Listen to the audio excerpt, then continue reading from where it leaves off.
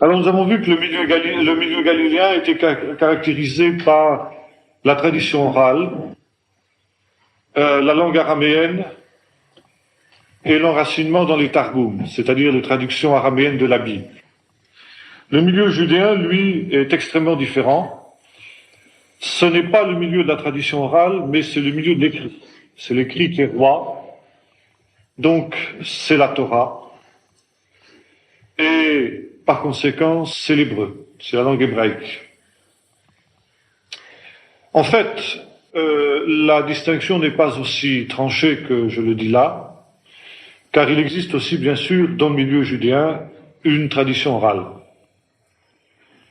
Mais c'est une tradition orale qui est un petit peu différente de la tradition orale galiléenne, et qui se centre aussi sur une autre différence entre le milieu galiléen et le milieu judéen, c'est la place centrale du temple.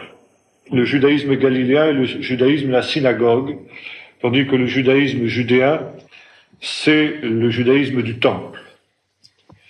Jésus était un juif de la synagogue et non pas un juif du temple, même s'il lui est arrivé, bien sûr, comme tout juif, de visiter le temple, de s'y sentir chez lui, dans la maison de son père, comme il le disait. Mais Jésus était plus un juif de la synagogue. Il prêchait dans les synagogues et la plupart de ses interventions ont eu de la synagogue pour cadre. En fait, c'est le milieu du temple qui va le rejeter et qui va le livrer aux Romains pour qu'il soit crucifié. C'est un conflit qui va éclater finalement avec les responsables de l'administration du temple, qui va aboutir à son procès, à sa mort. Et ceci, entre autres choses, parce que Jésus va, prêcher contre le temple. À l'image des prophètes, par exemple Jérémie en particulier, qui avait annoncé la destruction du temple, Jésus aussi, à plusieurs reprises, au cours de ses visites à Jérusalem, va annoncer la destruction du temple.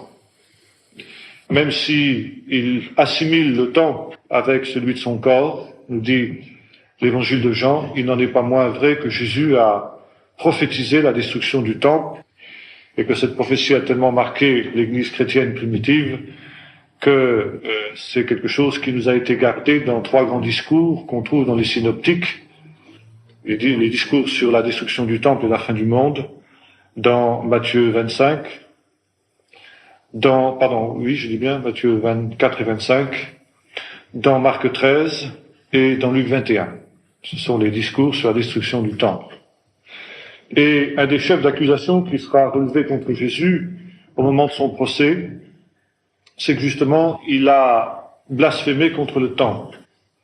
Et l'on produit des témoins qui sont qualifiés de faux témoins par l'Évangile, parce que leurs témoignages ne concordent pas, mais qui au moins sont d'accord sur un point, c'est que Jésus a parlé contre le temple.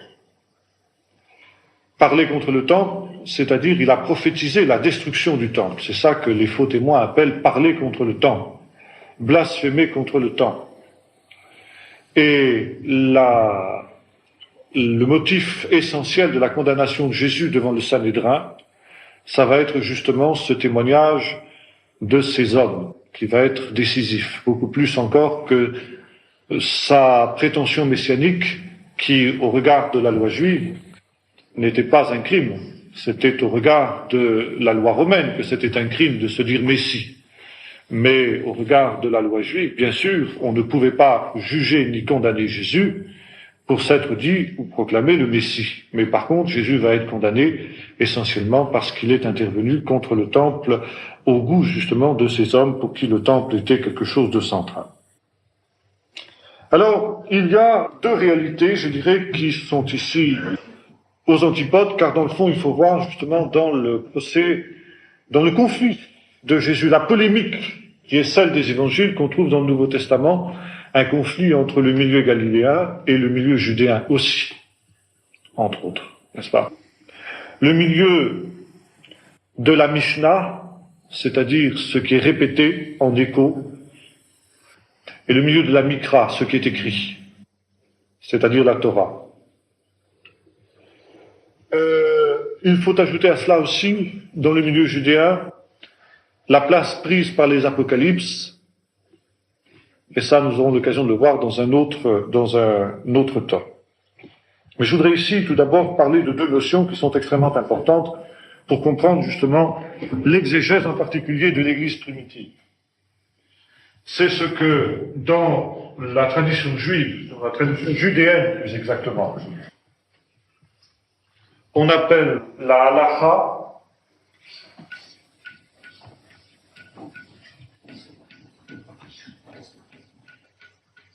et la Haggadah.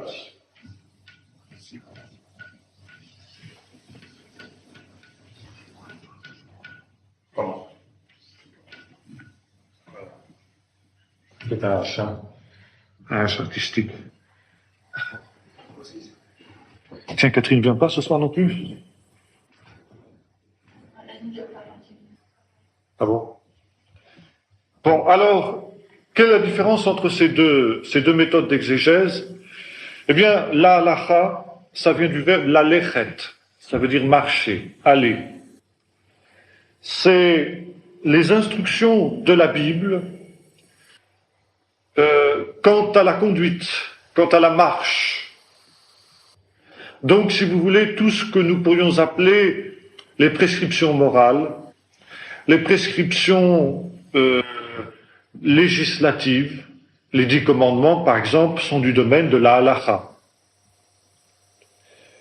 Et la partie halachatique de la Bible va être étudiée par les rabbins judéens pour être classée en un système.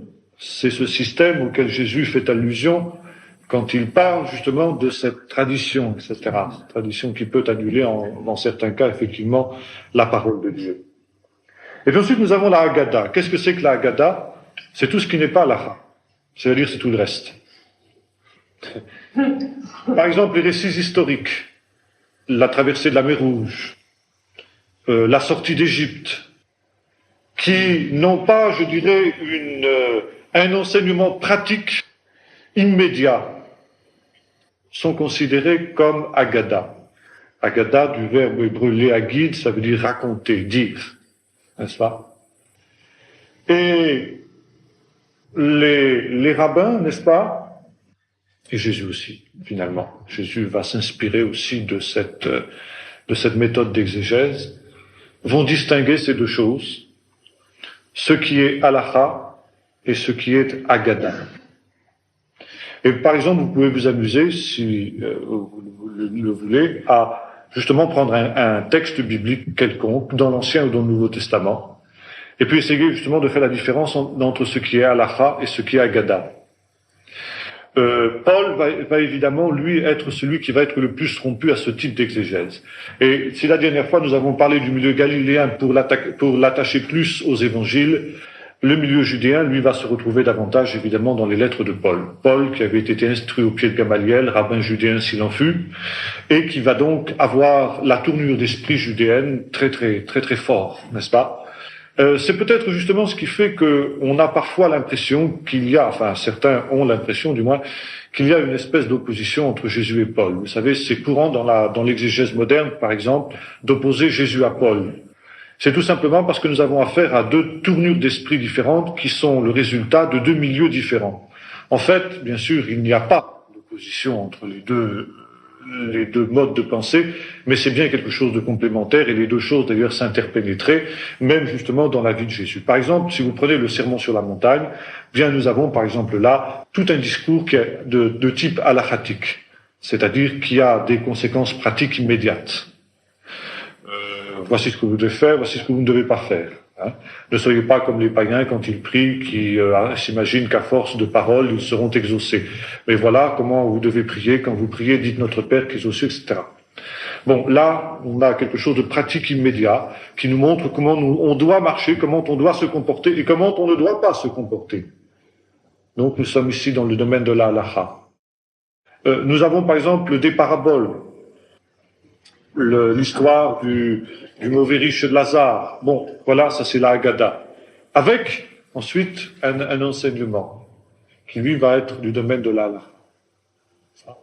Alors, ce sont des choses que l'on retrouve justement dans l'exégèse biblique.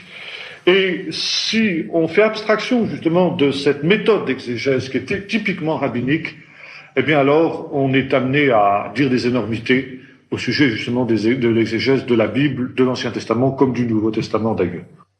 Alors justement ça c'est ce qu'on appelle le rabbinisme. Le rabbinisme judéen, vous savez, on le retrouve constamment dans le Nouveau Testament, est divisé en deux grands courants. Le courant pharisien et le courant sadducéen. Quand nous ferons l'histoire d'Israël de cette période-là, nous reviendrons plus longuement sur les origines de ces deux courants-là, mais pour ce qui nous concerne, ce soir, nous nous arrêterons simplement sur la différence, justement, à l'époque de Jésus, entre ces deux grands courants. Les pharisiens, prushim, en hébreu, du mot pérouche, pur, séparé, n'est-ce pas? C'était un groupe de gens qui pouvaient être des laïcs, très souvent d'ailleurs, n'est-ce pas? C'était pas des prêtres, des gens issus de classes sacerdotales, mais c'était des gens du peuple, très souvent, ce qui fait que justement, ils avaient une très large audience dans le peuple, bien qu'ils fussent un petit nombre, quelques milliers tout au plus en Israël. Et c'était des gens qui souvent étaient très engagés, comme on dirait aujourd'hui, dans le siècle. C'était des gens, par exemple, qui tous avaient une profession. Qui souvent, n'est-ce pas, se rassemblaient le soir dans la synagogue, dans une partie spéciale de la synagogue qu'on appelait Bet Midrash, c'est-à-dire la maison d'études, pour justement étudier la parole de Dieu.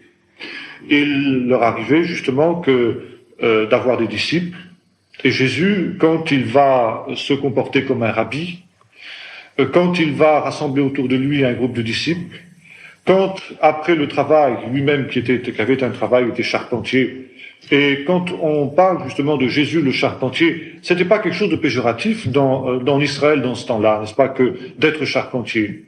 On a souvent tendance aujourd'hui à considérer que Jésus le charpentier, c'était donc quelqu'un, n'est-ce pas, de seconde zone au point de vue social dans la société de son temps, mais c'était pas le cas du tout, n'est-ce pas. Par exemple, Paul, qui était aussi faiseur de tentes, c'était pas considéré comme quelque chose de déshonorant pour un rabbin, justement, d'avoir un métier manuel. Au contraire, là, dans une des halachot qu'on trouve dans le Talmud, il y a cette affirmation rabbinique que l'étude sans le travail manuel conduit au vice.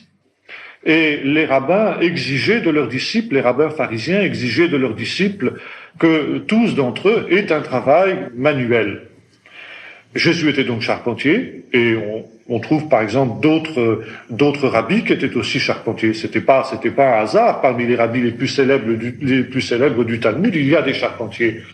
Paul était faiseur de tentes, disions-nous. Rabbi Akiva aussi avait une profession. Rabbi Gamaliel aussi, n'est-ce pas? La plupart d'entre eux étaient donc des gens qui étaient vraiment proches du peuple. Ce qui fait que les pharisiens, justement, comme je le disais, avaient une très large audience auprès du peuple, à l'opposition, justement, des sadducéens. Maintenant, les pharisiens étaient des gens qui avaient poussé très loin, justement, cette exégèse de la halacha et de la Haggadah. C'est-à-dire qu'il s'agit d'appliquer à toutes les circonstances de la vie courante, de la vie quotidienne dans laquelle, encore une fois, ils étaient très engagés, les principes de la Torah. Prenons quelques exemples. La Bible dit, c'est un des commandements, des 10 commandements, tu travailleras 6 jours, et le 7e jour, c'est le Shabbat de l'Éternel ton Dieu. Tu ne feras donc ce jour-là aucun ouvrage. Bien, c'est tout. Alors précisément, là, il y a une question qui reste en suspens, si j'ose dire. Qu'est-ce que ça veut dire qu'il ne fera aucun ouvrage? Qu'est-ce qu'il faut considérer comme un ouvrage ou non? Et c'est là justement que la sagacité des rabbins pharisiens va s'exercer. Qu'est-ce qui est permis de faire ou qu'est-ce qui est interdit de faire le jour du Shabbat? C'est pas quelque chose qui est évident. Alors d'abord, on va regarder bien sûr dans la Torah elle-même, dans la Bible, dans la Mikra, dans ce qui est écrit. Car précisément, dans la tradition des anciens, c'est-à-dire des hommes de la Bible, comment eux, ils ont vécu ce commandement. Comment les hommes de l'époque d'Ésaïe, comment les hommes de l'époque de Moïse, comment les hommes de l'époque de Jérémie ont-ils vécu ce commandement dans la pratique, dans la halakha quotidienne? Eh bien, par exemple, justement, dans la Haggadah, déjà de l'époque de l'Exode, on trouve un certain nombre d'éléments de réponse. Par exemple, nous voyons un bonhomme dans le livre de l'Exode qui ramasse du bois le jour du Shabbat pour faire du feu. Il est amené à Moïse. Moïse consulte le Seigneur pour savoir ce qu'il faut faire de lui. Et le Seigneur dit qu'on le fasse sortir et qu'on le lapide. Il a violé le commandement du Shabbat. Conclusion donc des rabbins. Eh bien, ramasser du bois et faire du feu le jour du Shabbat, c'est interdit. Voilà. Alors c'est pour ça que, par exemple, aujourd'hui, eh bien, vous pouvez vous promener à pied le jour du Shabbat, mais pas en voiture, parce que la voiture étant comment dirais-je, une mécanique qui, voilà, c'est ça, dans laquelle il y a du feu, vous allumez du feu, donc vous êtes en opposition avec la halakha. Oui, c'est uniquement pour ça. Peut-être des problèmes de pâte. Comment? Ah, ben, l'électricité aussi, c'est considéré comme faire du feu. Bien. Alors, autre élément, on trouve dans le livre du prophète Jérémie une condamnation de ce dernier vis-à-vis des Juifs qui faisaient entrer dans les portes de Jérusalem des fardeaux le jour du Shabbat. Conclusion des rabbins, porter un fardeau le jour du Shabbat est un travail qui est interdit. Maintenant, il y a aussi ce que la Bible ne dit pas. Et là, justement, il y a des discussions. Il y a des possibilités d'interprétation différentes, justement, du commandement. Et là, justement, dans le Nouveau Testament, nous avons quelques exemples d'une polémique de ce genre dont les rabbins raffolaient à cette époque-là. Par exemple, est-ce qu'il est ou non permis de retirer une vache qui est tombée dans un puits le jour du Shabbat? Voilà, ça c'est un type particulier, c'est typique d'un problème justement que se posent les rabbins pharisiens le soir après leur travail. Bon. Alors, quelqu'un par exemple qui brusquement, n'est-ce pas, tombe malade le jour du Shabbat en danger de mort, est-ce que oui ou non, on va le transporter chez un médecin? Est-ce que le médecin va avoir le droit d'intervenir? Est-ce que le médecin va avoir le droit de sauver le malade? Ben, la Bible ne répond pas. Mais là, la majorité justement des rabbins, la halakha dit, là, c'est un cas où la vie humaine est en danger. Et là, il y avait un précédent, justement, une espèce de jurisprudence dans le passé, non pas à l'époque biblique, mais à l'époque intermédiaire entre le Nouveau et l'Ancien Testament, vous savez, à l'époque des Maccabées. C'était au moment, justement, où Jérusalem était assiégée par les Syriens, et le jour du Shabbat était arrivé. Et bien entendu, en bon observateur scrupuleux du Shabbat, les soldats s'étaient gardés de se battre le jour du Shabbat, considérant que se battre était un travail. Et le résultat, évidemment, fin stratège, Antiochus Épiphane a attaqué le jour du Shabbat et ça a été une boucherie. Conclusion, les rabbins disent là, quand même, on peut pas pousser jusque-là les choses. On a le droit de se défendre le jour du Shabbat, mais pas d'attaquer. C'est-à-dire, on a le droit de défendre sa vie et de défendre la vie des autres. Pourquoi? Parce que c'est là, il y a une vie humaine en danger, et la vie humaine est plus précieuse que le respect, justement, du commandement. Et lorsque le commandement, lorsque une vie humaine est en danger, on a le droit de violer tous les commandements, même les plus sacrés, sauf ce qui concerne l'immoralité. Ça. Si bien que si quelqu'un est en danger de mort le jour du Shabbat, eh bien, on va intervenir et on va le sauver, au risque de violer le Shabbat lui-même. Mais une bête, une vache par exemple, ben là il y a des discussions à n'en plus finir. Et c'est pourquoi Jésus lui dit, eh bien, en général, vous le faites. La halakha la plus communément acceptée, c'est que si une vache tombe dans un puits le jour du Shabbat, on va quand même travailler pour la tirer de là, de ce mauvais pain. Alors, Jésus va réagir de cette manière-là à l'occasion d'une guérison qu'il a opérée le jour du Shabbat. Vous vous souvenez, l'homme qui avait la main sèche. Et là, justement, sommes-nous, oui ou non, dans un cas de ce qu'on appelle en hébreu pikuach nefesh, c'est-à-dire quand il s'agit du salut d'une âme, d'une vie? Non, pas vraiment. Parce que, comme dit le chef de la synagogue, au malade, tu aurais pu attendre demain pour te faire guérir. Mais Jésus dit non, parce que là, en fait, c'était Satan qui tenait cet homme, ou c'était une femme aussi dans un autre cas, n'est-ce pas? C'était la femme courbée, vous vous souvenez? Satan la tenait courbée depuis je ne sais plus combien d'années, et par conséquent, ça ne pouvait pas attendre un jour de plus. Mais, en ce faisant, n'est-ce pas, Jésus ne viole pas la loi juive. Ce sont justement ces querelles d'interprétation qu'il y avait dans le judaïsme de l'époque de Jésus, dans le milieu judéen de l'époque de Jésus, justement, pour savoir comment appliquer ou non les commandements. Bon, nous avons un autre cas, quand les disciples traversent un champ de blé le jour du Shabbat, et ils prennent des épis entre leurs mains, ils les froissent et ils les mangent. Et là, il y a une grande polémique qui éclate entre certains pharisiens, justement, et Jésus, pour savoir si les disciples, oui ou non, respectaient la halakha ou s'ils l'ont violée. Et de fait, n'est-ce pas, on trouve dans, par exemple, le Talmud, qui date d'un petit peu plus tard que l'époque de Jésus, eh bien qu'on a le droit, le jour du Shabbat, de prendre des épis et de les manger crus, mais pas de les faire rôtir. Pourquoi? Alors là, c'est des discussions trop subtiles dans lesquelles je ne vais pas rentrer. Mais ceci pour dire, n'est-ce pas, je crois qu'il faut le souligner très fort, Jésus s'est toujours comporté en juif respectueux de la halakha. On ne peut pas mettre en évidence une seule fois où Jésus ait vraiment violé la halakha.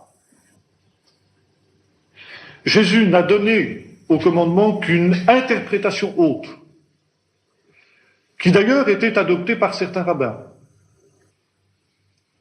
Et il y avait simplement, je dirais, divergence d'interprétation avec d'autres écoles rabbiniques. Mais on ne pouvait pas le condamner d'une manière ouverte comme violateur de la loi, comme violateur de la halakha. Et ça, je crois qu'il faut le souligner parce qu'on a l'habitude de dire Jésus, n'est-ce pas, qui prenait des libertés par rapport à la loi juive, c'est faux. Jésus s'est toujours comporté en observateur scrupuleux de la Torah. Et quand il a eu un comportement original qui semblait, aux yeux de certains, violer la halakha, il en a donné l'explication au travers d'une autre halakha, d'une autre interprétation. Tu veux dire quelque chose? Oui, mais donc il n'y avait pas de... Puisqu'on parle de jurisprudence, on est en plein dans la bataille. Et donc il n'y avait pas une espèce de cour de cassation qui pouvait dire, au niveau de... Non. Il n'y a aucune institution, même pas un Sanhedrin, n'importe quoi, qui pouvait être entré dans n'importe qui. Donc il y a toutes les interprétations. Donc c'est une question entre, comme on dirait nous, une majorité de la doctrine et une minorité. En fait. Ouais. Et écoute, ça peut changer comme ça. C'était un consensus qui s'établissait petit à petit, quoi. Alors, je crois que c'est très important de souligner ça, n'est-ce pas? Maintenant, et il est certain que les pharisiens avaient introduit un certain nombre de halakhot que Jésus rejetait, que Jésus dénonçait, qui étaient devenus trop contraignants, qui étaient devenus contraires à la pensée de Dieu. Jésus a toujours essayé de découvrir quel était l'esprit des choses, l'esprit des commandements, le pourquoi des choses. Et il ramène toujours à cela. Pourquoi, n'est-ce pas? Pourquoi Moïse nous a-t-il donné telle ou telle prescription, telle ou telle loi? Jésus, par exemple, dira sur l'enfermement sur la montagne, je ne suis pas venu pour abolir la loi et les prophètes, mais pour les accomplir. Et vous avez entendu qu'il a été dit aux anciens, et non pas, mais moi je vous dis, comme on traduit. Mais car moi je vous dis. C'est-à-dire que Jésus a dit, qui a mis Omer lachem? C'est-à-dire, car moi je vous dis. Voilà ce qui est écrit, selon ce qui est écrit, c'est toujours la manière d'enseigner des rabbins. Et voilà donc l'explication. Le qui introduit l'explication, non pas une opposition. Comme si, n'est-ce pas, Jésus contredisait la loi. Voilà ce qui a été dit aux anciens, mais c'est pas ça qu'il faut croire, c'est ce que moi je vous dis. Non, voilà ce qui a été dit aux anciens. Ce qui a été dit aux anciens, c'est bon, c'est vrai. Et voilà la véritable signification. Voilà la véritable interprétation de ce qui a été dit aux anciens.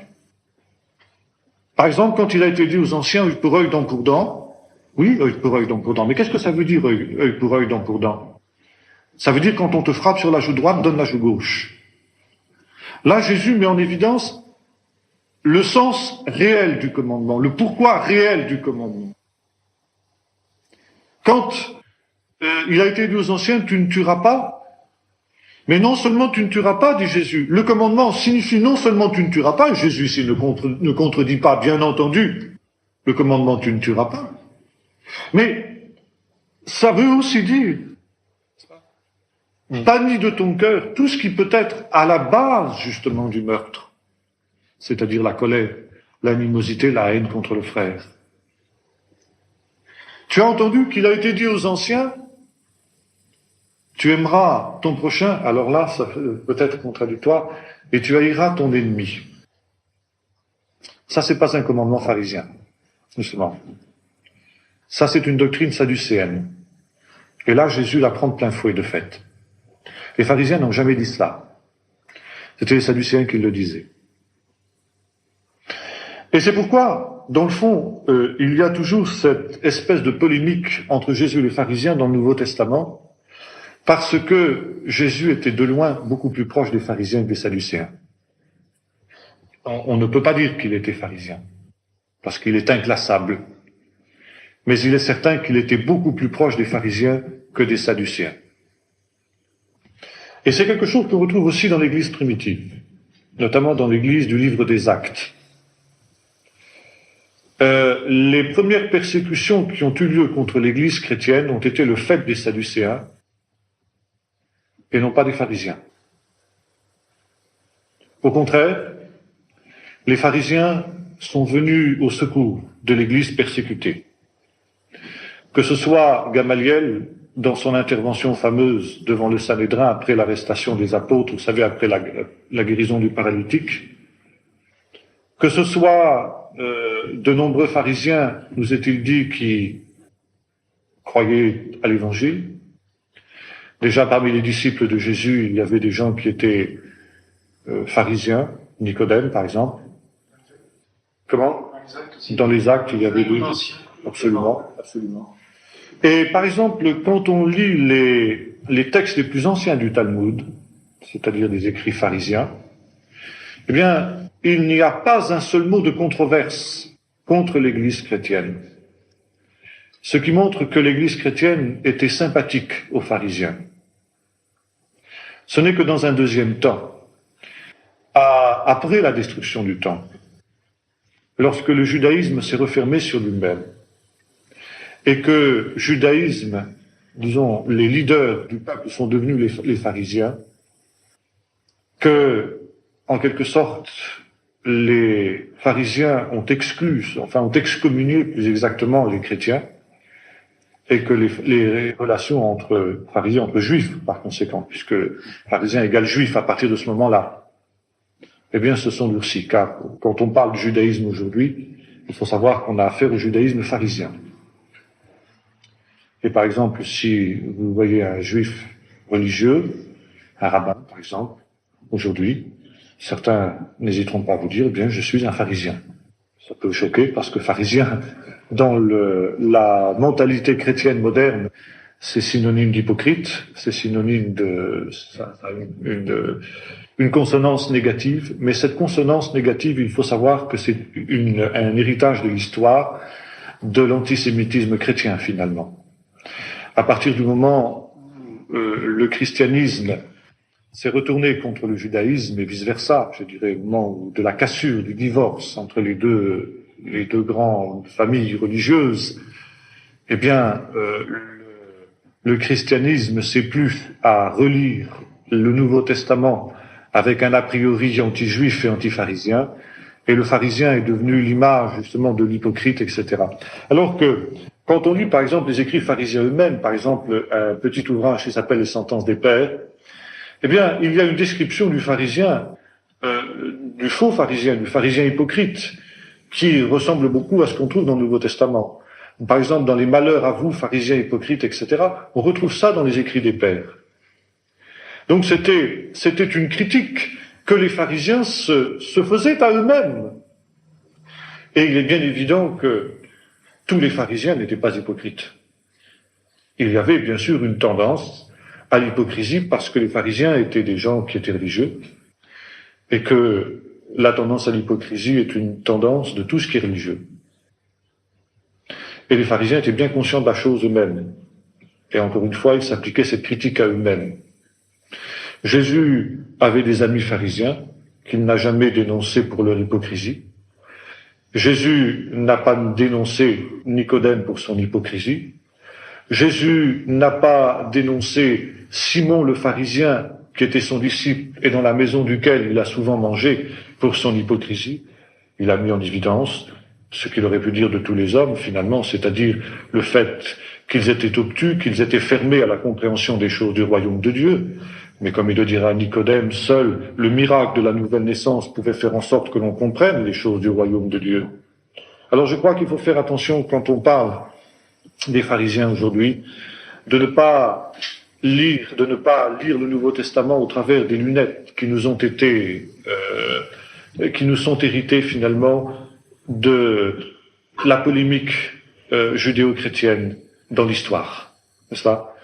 Il faut se souvenir que Jésus a été très proche des pharisiens dans sa doctrine, dans sa manière d'être, dans sa manière de penser, et qu'il y avait dans le pharisaïsme beaucoup de choses qui étaient bonnes. Paul, par exemple, était pharisien, et il était fier de l'être. Et même après sa conversion, il était encore fier de dire qu'il était pharisien. Par exemple, quand Paul sera traduit devant le Sanhédrin, qui était composé à moitié de pharisiens et à moitié de sadducéens, il n'hésitera pas à dire qu'il est pharisien. Et les pharisiens qui sont là, précisément, vont prendre la défense d'un des leurs contre les sadducéens qui, eux, évidemment, voudraient bien condamner Paul. Ça. Devant les Philippiens qui étaient travaillés par des courants ultra-conservateurs dans l'Église chrétienne, ultra-pharisiens par conséquent, Paul dira, sont-ils pharisiens? Moi aussi je suis pharisien, j'ai été élevé au pied de Gamaliel, etc. Il était fier de l'être. Alors je crois qu'il ne faut pas absolutiser, n'est-ce pas, ces descriptions des pharisiens hypocrites. Il faut se souvenir que quand Jésus parlait de l'hypocrisie de certains pharisiens, il voulait mettre en évidence justement l'hypocrisie de tous les hommes religieux qui ont embrassé un idéal élevé. Car je crois que finalement, comme l'a dit La Rochefoucauld, l'hypocrisie est un hommage que le vice rend à la vertu. Et les pharisiens étaient des gens qui avaient embrassé un idéal élevé. Jésus le leur reconnaissait. Et Paul aussi, quand plus tard il dira, parlant d'eux, je leur rends ce témoignage qu'ils ont du zèle, mais sans intelligence. C'est ça. Mais que précisément, certains n'étaient pas toujours à la hauteur de l'idéal qui était le leur, et que par conséquent cela entraînait une hypocrisie, comme c'est le cas, finalement, comme ça pouvait être le cas des disciples. Et vous savez, je crois que dans l'histoire, hélas, dans l'histoire de l'Église, eh bien, les pharisiens chrétiens, au sens péjoratif du terme, eh bien, ont aussi été légion. Hein, je crois qu'il ne faut jamais l'oublier. Alors voilà, en gros, si vous voulez, ce qu'on peut dire de ces pharisiens. Maintenant, les pharisiens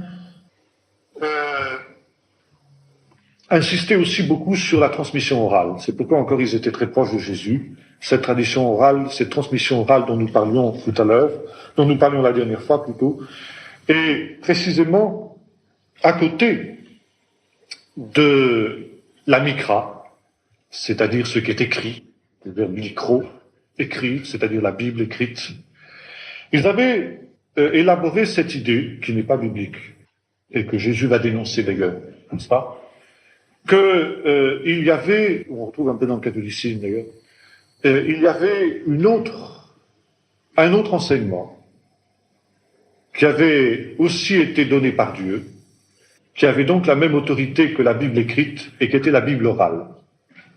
La Torah qui vient par la bouche, Torah Sheba Al-Peh. À côté de la Torah qui vient par l'écrit, Torah Sheba Al-Ktav. Et cette Torah qui vient par la bouche, on l'appelle la Mishnah, ce qui est proclamé, ce qui est publié par la bouche, oralement. Et alors ils avaient cette idée que cette Torah orale, elle avait été donnée par Dieu à Moïse sur le mont Sinaï. Et c'était précisément cette interprétation des commandements. Qu'est-ce que ça veut dire? Tu ne feras pas d'ouvrage le jour du Shabbat, par exemple. Et que Dieu avait dit à Moïse de faire en sorte que cette Torah-là ne soit jamais mise par écrit, qu'il fallait simplement qu'elle soit transmise oralement. Et que Moïse a donc transmis cette Torah d'une manière presque, je dirais, secrète à Josué. Josué l'a transmise aux juges, les juges l'ont transmise à Samuel, qu'il l'a lui-même transmis aux prophètes. Les prophètes l'ont transmis ensuite aux hommes de la grande synagogue, c'est-à-dire aux anciens de l'époque d'Ezra et Néhémie, qui l'ont eux-mêmes transmis aux rabbis.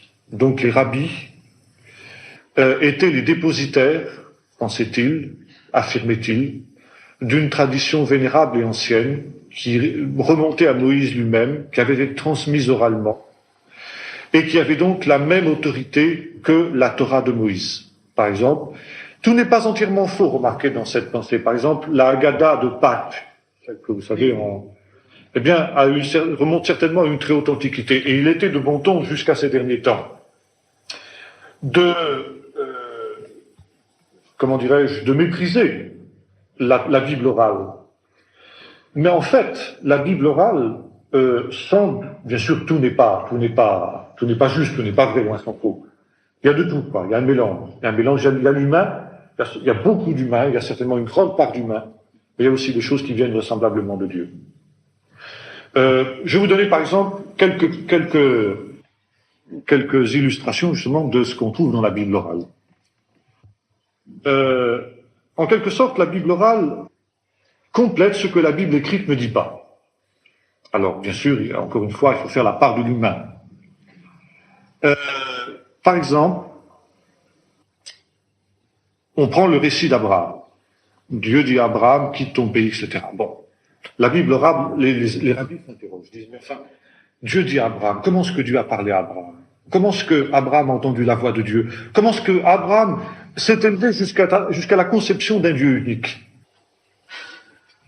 Alors, il y a ce récit dans la Bible orale que Abraham était un homme qui cherchait Dieu. Et que son père il était bien placé pour chercher Dieu parce que son père était un prêtre du Dieu de la Lune. Et qu'il faisait des idoles, en plus de ça, fabricant d'idoles, qui faisait des idoles qu'il vendait justement à tous ceux qui étaient les adorateurs du Dieu de la Lune.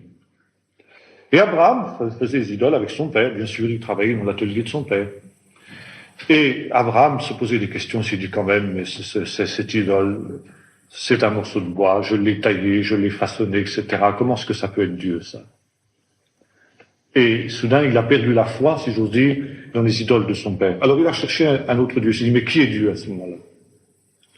Il a regardé dans le ciel, et il a vu le soleil. Il a dit, mais ça doit être le soleil qui est Dieu, parce que le soleil, il éclaire toutes choses. Et puis il dit, mais non, parce que le soleil, il disparaît, il meurt. Pour renaître, c'est vrai, mais il meurt, il n'est pas permanent. Donc il ne peut pas être Dieu. Et il a fait la même chose, le même raisonnement pour la Lune, il a fait le même raisonnement pour les étoiles. Et c'est dit, ni la Lune, ni les étoiles ne peuvent être Dieu parce qu'elles meurent.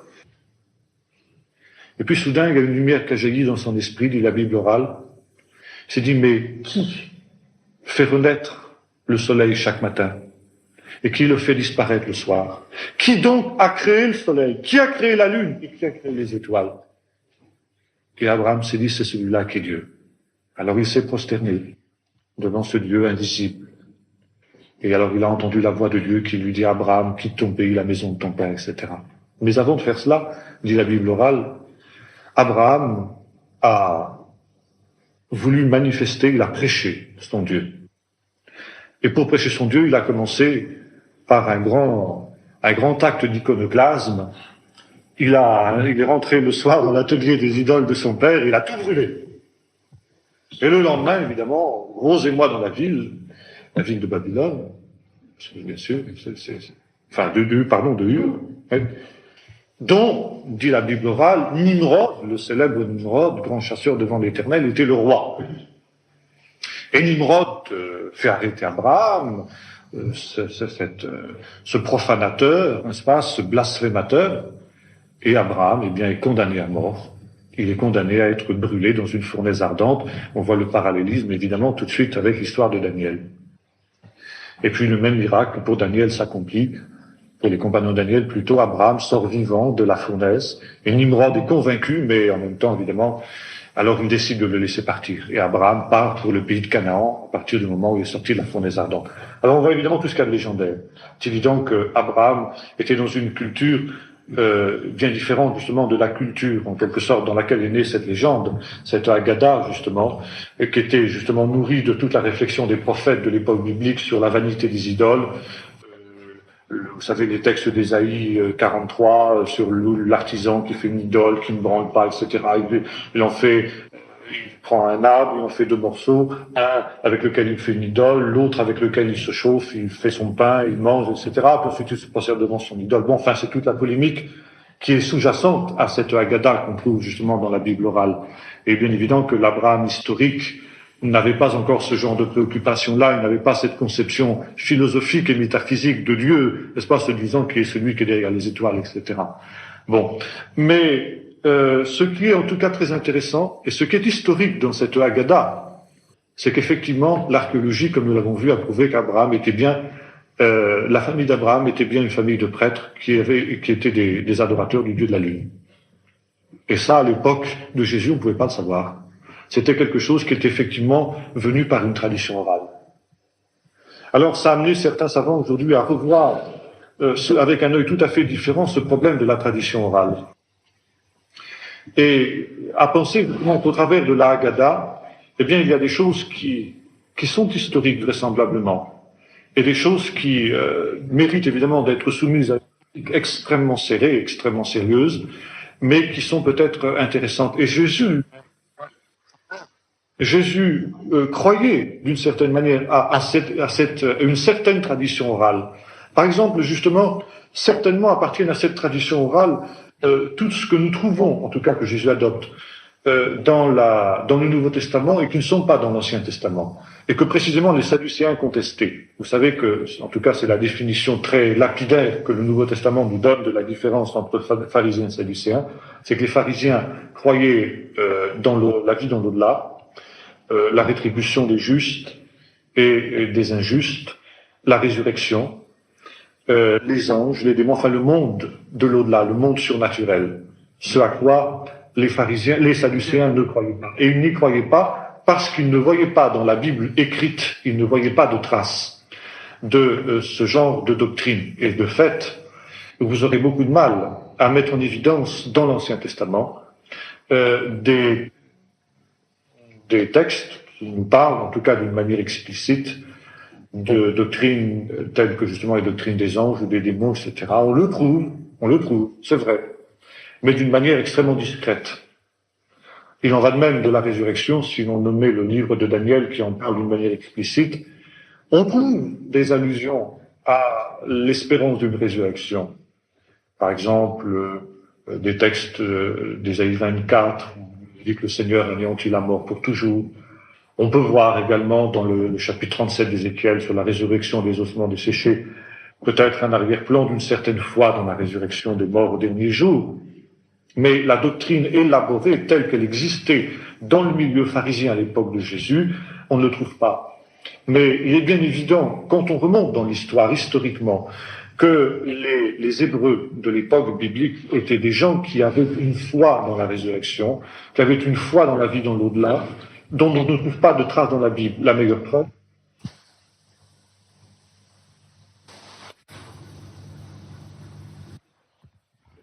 que dans l'au-delà, ces âmes vivaient. Et vraisemblablement, il y avait déjà, à l'époque biblique, une foi dans la résurrection qui était une foi qui était transmise, je dirais, par la tradition orale. Pourquoi justement ce refus de mettre par écrit une telle doctrine par écrit justement? Eh bien tout simplement pour éviter qu'on arrive à un culte des morts. Je crois que ça c'était la grande crainte qu'avaient les hommes de l'Ancien Testament, que l'on arrive au culte des morts, que l'on arrive à des doctrines des morts telles que l'on trouve dans les mythologies des peuples environnants, et que précisément toute cette partie de l'eschatologie, eh bien existait d'ailleurs plus ou moins, sans doute plus ou moins pures, de traces idolâtres, eh bien, dans une sorte de tradition orale qui s'est transmise jusqu'aux pharisiens à l'époque de Jésus. Alors, Jésus reprend cette tradition orale à son compte, c'est bien évident, n'est-ce pas? Par exemple, quand il parle du saint d'Abraham, qu'est-ce que c'était que le saint d'Abraham dont il est question dans Luc 16, vous savez, la parabole du mauvais riche et de Lazare? Eh bien, c'était cette pensée que l'on trouvait dans les milieux pharisiens, que dans le Sheol, le séjour des morts, il y avait deux compartiments, si je veux dire. Il y avait celui des morts bienheureux, puis celui des impies. Les impies qui souffraient en étant parfaitement conscients, alors que les Sadducéens, par exemple, et les Esséniens, si on en croit Joseph du moins, croyaient à l'anéantissement après la mort, n'est-ce pas? Les pharisiens, eux, pensaient que les justes étaient récompensés, les méchants punis. Et quelle était la récompense des justes? Eh bien, c'est qu'ils avaient part au banquet eschatologique, au banquet dans lequel étaient Abraham et les patriarches, où l'on mangeait, entre parenthèses, ça Jésus le reprend pas à son compte, parce que c'est quand même un peu gros, le plat de résistance, le mets, c'était la chair du Léviathan, Satan, quoi, si vous voulez, ce monstre dont il est question, par exemple, dans le livre d'Ésaïe, qui était apprêté, qui était mangé. Alors, il y avait des spéculations dans la halakha, parmi les rabbins, la Haggadah, plutôt savoir comment on allait manger cette chair du Léviathan, comment elle serait apprêtée, comment elle serait cuite. Il y avait des recettes de cuisine pour préparer la chair du Léviathan. Alors, vous voyez que c'est vraiment très inégal, quoi. Dans la tradition orale, il y avait vraiment de tout. Alors, Jésus, n'est-ce pas, lui, par la révélation du Saint-Esprit qui est la sienne, va, dans cette tradition, dire ce qui est vraiment de Dieu. Et puis dire, le reste, ça annule la parole de Dieu. Vous annulez la parole de Dieu par votre tradition. Et Jésus trie dans cette chose-là, finalement, ce qui est de Dieu et ce qui n'est pas. Alors, ce qui est de Dieu, évidemment, c'est effectivement toute cette existence de ce monde angélique, de ce monde des démons, de cette rétribution des justes et des injustes après la mort, de la résurrection au dernier jour. Évidemment, tout cela, Jésus le cautionne, Jésus le reprend, Jésus l'affirme et le proclame bien fort, n'est-ce pas? En même temps, n'est-ce pas, que l'espérance messianique de l'avenue du Messie au dernier jour, du Messie surnaturel, du Messie surhumain. La tradition rabbinique ne s'était pas encore élevée jusqu'à la perception d'un Messie d'origine divine. Mais en tout cas, on s'était déjà élevé à cette idée d'un Messie préexistant. D'un Messie qui existait de toute éternité auprès de Dieu et qui serait manifesté au dernier jour et qui serait un être qui ne mourrait jamais, qui serait éternel.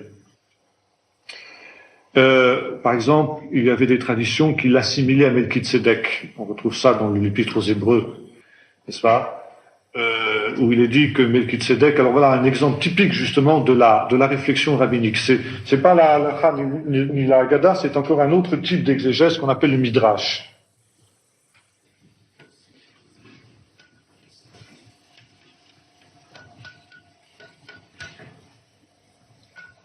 Ça vient du verbe lidrosh, chercher, creuser, sonder. Alors on a le texte, mais il faut essayer c'est comme un diamant à multiples facettes, on le tourne sous tous les angles pour essayer justement d'en discerner les mille facettes.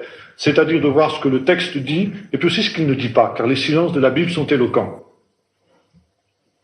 Alors, en général, quand un personnage biblique est présenté, il y a toujours son état civil, comme on disait ensemble la dernière fois. Un tel, fils d'un tel,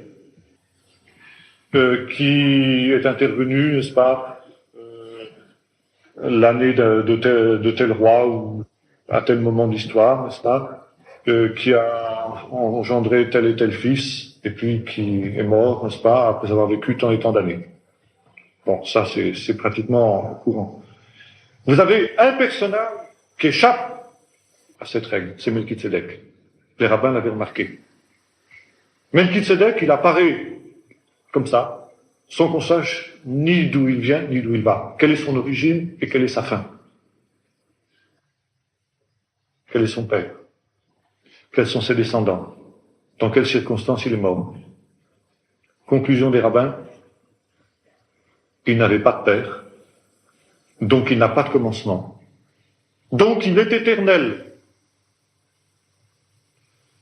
Et il n'a pas de fin, puisqu'il n'a pas de descendance, puisqu'il n'a pas de fin qui est indiqué dans la Bible, donc il est préexistant et il est éternel. Donc c'est une image du Messie. Et il y a ce texte du psaume 110, tu es sacrificateur, tu es prêtre à toujours, selon l'ordre de Melchizedek, à toujours, disent les rabbins.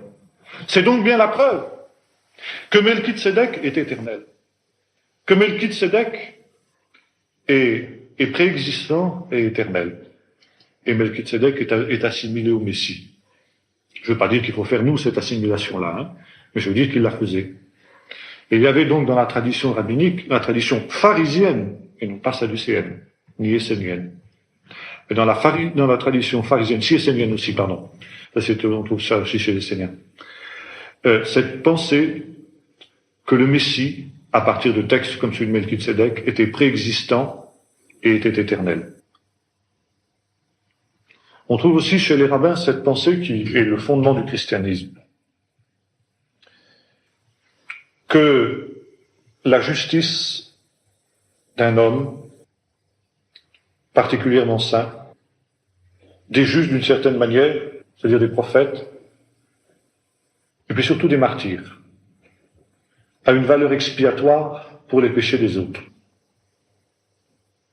On trouve par exemple dans la foi pharisienne cette idée que ceux qui sont morts pour le Kiddush Hashem, c'est-à-dire pour sanctifier le nom de Dieu, et qui sont morts martyrs, si vous voulez, eh bien, acquièrent auprès de Dieu un mérite extraordinaire. On trouve ça d'ailleurs dans la tradition chrétienne, dans l'Apocalypse, vous savez, les martyrs qui ont été décapités à cause de Christ, qui sont sous le trône, sous l'autel de Dieu, qui clament vers le Seigneur, ils ont jusque Zakan, Tadrati à tirer vengeance, alors une couronne d'or leur est donnée, etc. Enfin, ils ont une place particulière. Bon. Et puis finalement eh bien, ils ont leur prière et leur martyr permet justement que les péchés d'Israël soient expiés par ces gens-là. Et précisément, Jésus apparaît comme la mort de Jésus apparaît comme celle d'un martyr juif. Et d'un martyr particulièrement saint, le plus saint qui ait jamais été. Et c'est pourquoi son martyr, son sacrifice, peut avoir une valeur expiatoire, justement pour les péchés de tous les hommes, de tous les temps, de tous les lieux. Ça, c'est une idée pharisienne. C'est assez curieux de le découvrir, et pourtant c'est ainsi. Et c'était tout à fait facile. On comprend pourquoi de nombreux pharisiens s'étaient tournés vers l'Évangile dans les premiers temps de l'Église, parce que c'était des notions qui leur étaient tout à fait familières, et c'était des notions qui leur étaient tout à fait accessibles. Alors voyez-vous, cette grande, comment dirais-je, cette relation extrêmement étroite entre l'Église primitive et puis le milieu pharisien. Et ce n'est pas une des choses les moins curieuses de constater que finalement, il y a eu un divorce entre pharisiens et puis l'Église. Enfin, peut-être est-ce normal. C'est souvent les inimitiés entre les frères qui sont les plus aiguës, les plus ardentes. C'est ça. Mais je dirais qu'au départ, du moins, eh bien, l'Église s'enracine aussi dans le milieu pharisien. L'Église s'enracine aussi dans le milieu judéen pharisien, comme elle s'enracine dans le milieu galiléen, dont nous parlions ensemble la dernière fois. Et puis nous verrons aussi qu'elle s'enracine dans d'autres courants du judaïsme de ce temps-là, le milieu apocalyptique, ou les milieux apocalyptiques, que l'on connaît mieux depuis la découverte des documents de Qumran, particuliers, c'est-à-dire des Esséniens. Mais les Esséniens étaient un milieu apocalyptique, il y en avait d'autres. Un courant apocalyptique Alors, on s'est souvent posé la question, on s'est dit, mais dans le fond, alors, est-ce que vraiment l'évangile est quelque chose d'original ou non? Hein, c'est la question qui peut se poser. Est-ce que finalement ce n'est pas l'évolution normale de ces courants qu'il y avait dans le judaïsme à l'époque de la fin du deuxième temple, donc à l'époque du Nouveau Testament? Alors je crois que la première constatation qu'on peut faire et que nous ferons finalement ces études, c'est de constater que, eh bien, l'Église est enracinée dans son milieu juif. L'Église primitive, c'est vrai. Et je dirais c'est normal. C'est normal parce que c'est l'incarnation qui le veut. C'est normal que cette foi d'Israël, qui était finalement nourrie de tous les apports successifs de Moïse, des prophètes, des sages qui ensuite avaient réfléchi sur les choses de Dieu après que l'Esprit avait été retiré d'Israël, il est normal que Jésus et que les apôtres se soient abreuvés à cette source-là.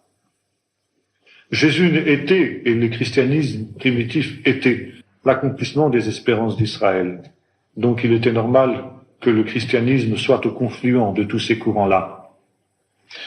Mais le christianisme n'est classable dans aucune des catégories que nous avons évoquées.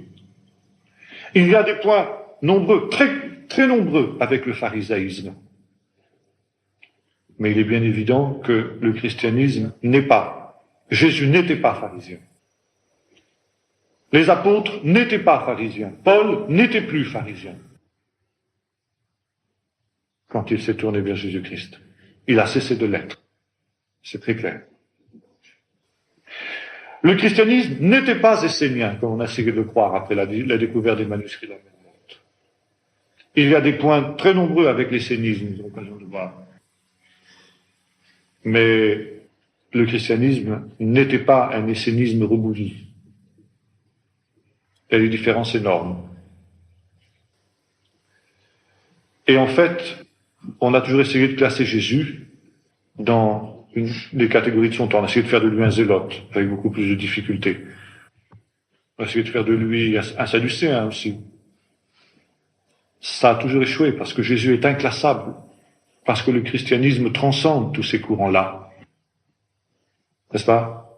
Parce que c'est quelque chose qui vient du ciel, pas quelque chose qui vient de Dieu.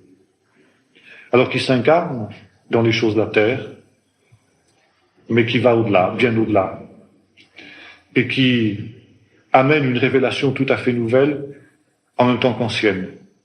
Je crois qu'un texte fondamental pour définir la doctrine de Jésus, c'est que la définition que Jésus en donne lui-même.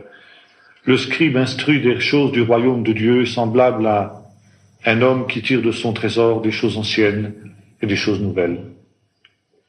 Jésus avait puisé dans le trésor de la tradition d'Israël ce qui était de Dieu, ce qui était valable, tout en lui donnant un souffle nouveau. Et puis il avait apporté des choses nouvelles, une vision nouvelle, une réalisation nouvelle, une dimension nouvelle.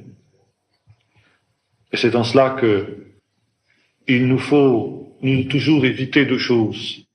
Ne jamais oublier Jésus, le Fils de Dieu, et Jésus, le Fils de l'homme. L'évangile qui, je dirais, vient du ciel, et puis finalement qui s'incarne sur la terre. Ce sont les deux dimensions qui sont contradictoires et que l'homme a tellement de peine à accepter. Jésus, et c'est toujours la tentation qui est à l'origine des hérésies de l'Église dans l'histoire.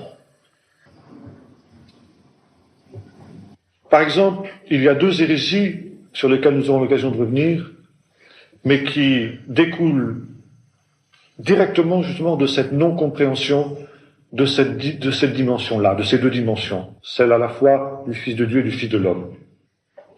Au IIe siècle, ce sont des hérésies du IIe siècle. La première, c'est ce qu'on appelle le marcionisme. Marcion était un homme qui était arrivé à la conclusion, c'était un juif d'ailleurs au départ, il s'était tourné vers Christ, il était originaire des bords de la mer Morte d'ailleurs. Et Marcion était arrivé à la conclusion que en fait, il y avait deux dieux. Il y avait le Dieu de l'Ancien Testament, le Dieu d'Israël, qui était le Dieu jaloux, sévère, cruel, assoiffé de sang, etc. Le Dieu de la loi. Et donc que ce Dieu-là était un Dieu mauvais, si j'ose dire. Et puis qu'il y avait Jésus, le deuxième Dieu, qui lui était le Dieu d'amour, le Dieu de la grâce, le Dieu du Nouveau Testament. Et Marcion considérait que tout ce qui venait d'Israël avait donc à voir avec ce Dieu cruel et mauvais et devait être rejeté. Que l'Ancien Testament, par conséquent, n'avait plus aucune valeur maintenant que la révélation du Dieu parfait, du Dieu bon, du Dieu d'amour était venue en la personne de Jésus-Christ et qu'il fallait garder uniquement le Nouveau Testament. Eh bien, c'était quelque chose de terrible que la doctrine de Marcion. Bien sûr, telle que je la résume ici, elle est excessive. Et personne aujourd'hui ne s'en réclame plus, dans ces termes-là du moins. Mais l'Église, jusqu'à aujourd'hui, porte le marque du marcionisme. Vous entendez souvent dire, par exemple, à des gens qui abordent l'étude de la Bible pour la première fois, on va commencer par le Nouveau Testament, mais l'Ancien Testament, de toute façon, vous n'y comprenez rien. C'est fou. Moi, je dis, ça, c'est martion, c'est du marcionisme. Comment voulez-vous comprendre le Nouveau Testament? Comment voulez-vous comprendre l'œuvre de Christ sur la croix si vous n'avez pas lu les premiers chapitres de la Genèse sur la chute? Mais c'est impossible. Pourquoi nous raisonnons comme ça? Parce que nous sommes conditionnés par Marcion. Marcion qui a marqué toute l'histoire de l'Église occidentale, et la base de l'antisémitisme chrétien au Moyen-Âge, c'est aussi Marcion, en partie du moins, en très grande partie. Alors, justement, la redécouverte du milieu juif dans lequel l'Évangile est né nous amène à voir combien l'Évangile s'enracine dans le milieu juif. Et puis il y a une autre hérésie aussi, de la même époque à peu près, c'est ce qu'on appelle le docétisme. Les docètes.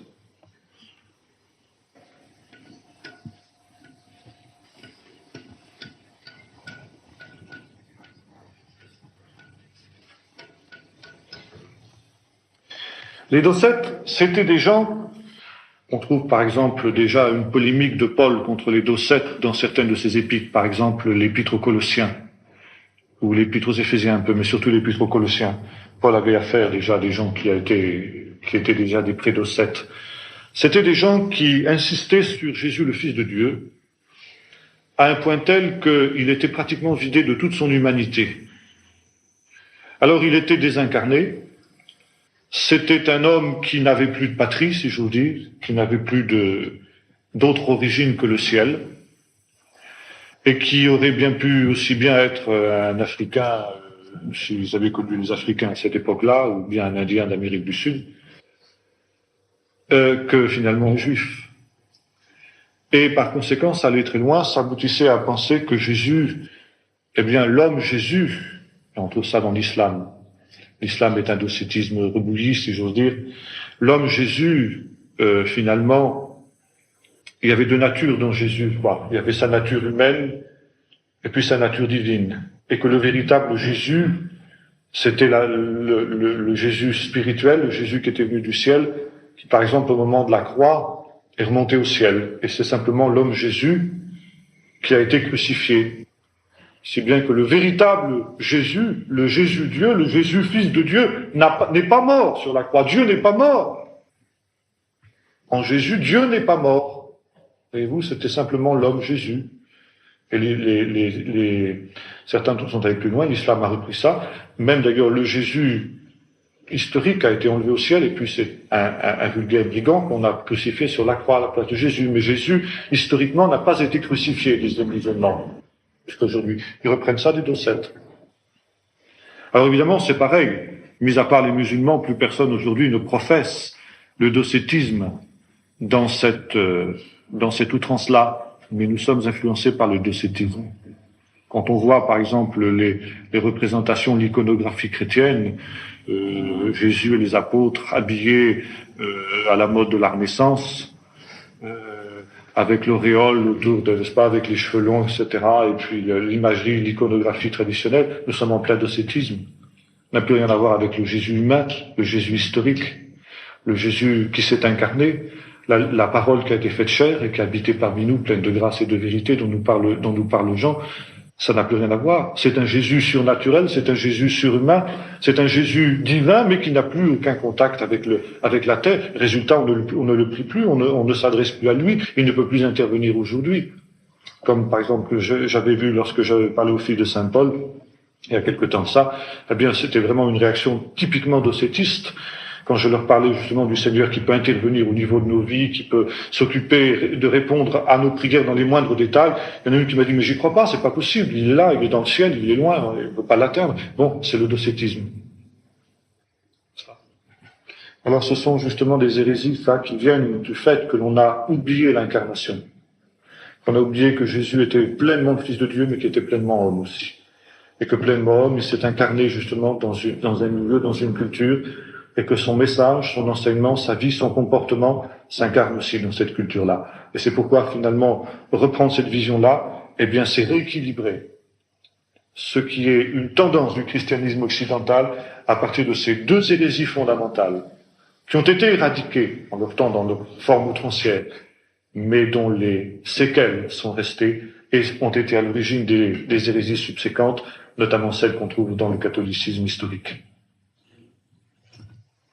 Bien, est-ce que vous avez une ou deux questions rapidement? Bien, est-ce que vous avez une ou deux questions rapidement?